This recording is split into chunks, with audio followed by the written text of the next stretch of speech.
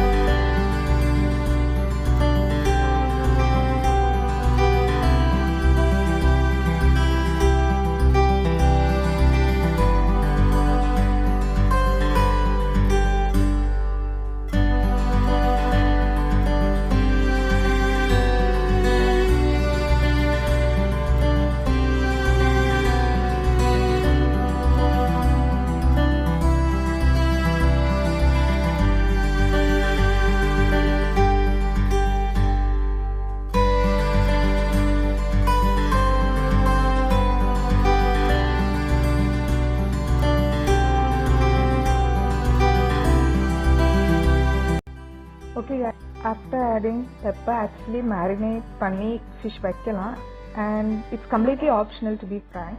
நாங்க ஆனா 10 to 15 minutes marinate பண்ணி வச்சோம் for the better results, and it comes out really well.